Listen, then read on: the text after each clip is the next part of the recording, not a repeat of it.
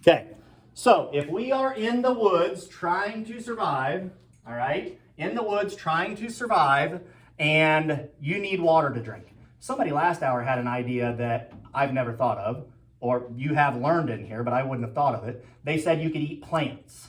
Do plants contain water? Yes. In fact, many animals don't drink out of a water source very often. They get their water from the plants they eat. All right. 1% of fresh water on Earth is inside us, animals, and plants. Okay, so we could get our water from there. But let's pretend we're not going to do that. I don't like salad, so I'm not going to eat a plant. Okay, so I got to find water to survive. Second thing is, anytime Mr. D talks, I need to use a disclaimer. Don't try this at home. All right, even though I'm teaching you how to make water drinkable, things could go wrong. So, there's my disclaimer. You told me that we could boil water, all right? But if I was on the nature trail, where could I find water? Let's say I was lost out here, I needed water. Where could I find water, Aniston? That little creek. In the creek? Where else? The school's pond. School pond. So, funny you should say that. I went to the school pond. Let me get it mixed up so it looks like when I started here. And it's nice and gooey. Now, if I'm trying to survive, I may drink this, but I may look at this and be like, I can't drink that. I'd rather die, right? But I could use what we've been learning about groundwater, aquifers, wells, reservoirs, and try to do something to make this water more drinkable. What could I do? How does groundwater get clean? What would you do? Yep. Put rocks and sand. You're right. You're ahead of times. We could build a filter. Find a water bottle out there. Okay. Now, I built a tiny filter. This is 6 inches. Okay. Now, yes, it's dripping on the ground. That's what they get for putting carpet in a science room. Okay. But it's fairly clean. This water bottle is representing the ground. Okay. And different layers of ground. It is only 6 inches of filtration. We could have 100 to 300 to more feet of filtration. Some wells are shallow, some are deep. But this is going to filter our water. All right. Now, what I started with in the bottom, the different things you put in a filter are called media. All right. I put some cotton in the bottom. It's a very fine woven fabric-like that will catch really, really small sediments. We want that at the end. It also allowed me to pour sand on top of it. So the sand acts as the step before the final step. And I just kept building up to bigger sediment. I had sand, I had tiny gravel, then I had river gravel, and then on the top, I actually had large chunks of rock.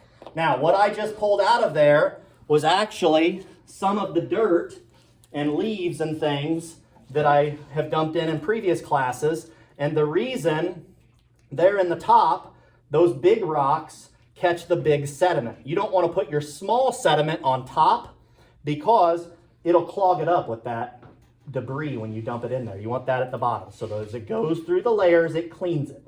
Now, do you think it'll be perfectly clean when it goes through 6 inches? Okay. Probably not. No. The other thing that's interesting, the ground has taken millions of years to build the layers it has, right? Lots of time of water saturating, pressing down over time. The more that it rains and the more that stuff washes through the soil, the better the ground filters. It is the same way with this filter. Every time I've done this today, the water's gotten clearer. All right, why is that? Every time I run dirty water through it, it gets clearer. Axel, why would that be? Because you're adding a better filter. I'm adding more filter media. Whether it be chunks of leaves, chunks of dirt, it's clogging up the spaces in here, making it harder for water to flow. Same thing in the pond, the school fish pond that I built. Under the waterfall, there's a box. It's like 2 feet deep, and the water goes out the one end of the pond, through a pipe under the ground, and up into the waterfall. And it rises up until it gets to the top and then goes over the spillway. That box is filled with something just like this. There's different layers of rocks that I've put in there. In the top, there's mats that are kind of like cotton, except they're plastic to catch sediment. And as it goes around, it just keeps cleaning. The more it does it, the cleaner it gets. So here is our filter we made. Now, one more step that we could do. If we did this and we got really clean water that we could drink, would we still get sick possibly? Yeah. Why? We're filtering the particles out of the water and making it clear, but what aren't we doing, Gabe? Filtering the bacteria. Bacteria could still be in there. That's where we could use this activated charcoal. Okay, this is basically like taking carbon, charcoal, burning ashes, all right, putting it in there. It is a natural way to kill bacteria. I have this in here because when I go hunt after school, I can't go home and take a scent-free shower. I don't want to smell like a human or dirty 5th grade humans. So humans have scent. It is caused by bacteria on your body. So I will take charcoal, mix it with water, and rub it down or spray it on me to kill any bacteria on me that causes me to smell. But it also would do the same thing if I added a layer in here. It would kill the bacteria in the water. Then we could get the water, boil it, and drink it. So let's see how this goes. Now, we did say we thought it might take more than one time running it through. The other thing is we want to pour it really slow. Remember when we talked about water towers and the pressure? The higher it is, the higher up the water tower is, the more pressure there is. If I dump this really fast, all right, the water will go through it faster because there's more pressure hitting it, causing it to speed faster through. The slower it goes through, the more chance it has to catch the sediment. All right, so we'll get our chocolate milk good and stirred up here. I mean, it is nasty looking. Now I'm going to pour it really slow. And this is just the first run. It'll take a minute before any starts coming through. The chocolate milk looks good. Mm-hmm. Some delicious chocolate milk. Looks like a lot of chocolate syrup. That's Well. like oil right there. I think Mr. D was a little bit over when it's chocolate syrup. Imagine there's just gonna be like a big chunk just falls on there. Ooh. Okay, so our filter, this is one problem, same thing with the fish pond that I get. I've done this so many times today, our filter is getting a little bit what? It's going slower. It is filtering still, but why is it going so slow? Aniston? Because everything else is like blocked. Yeah, it's blocking it up a little bit. Even with the fish pond, I have to clear the filters out now and then. It is still doing its job, but it's definitely going slower. Oh, now it's running over. I hope that didn't go down into it. Could I for real try this at home? Yeah. Don't drink it. You just said Don't drink it. It would be some. All right, I think it might have mixed in, but we'll have to see. Mr. Davis, you just said Now, try it out. surprisingly, sometimes, well, teachers are supposed to always try their experiments first to see if they work. Mr. D doesn't roll that way.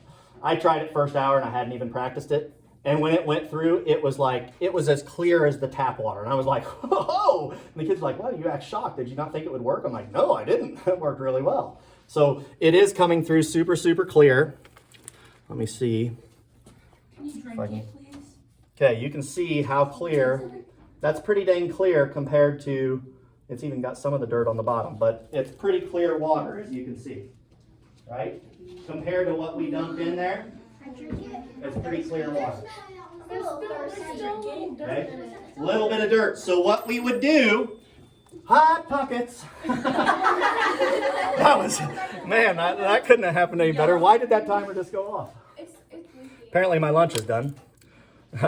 Okay, so somebody said there's still a little bit of dirt in there. I could take this and run it through again.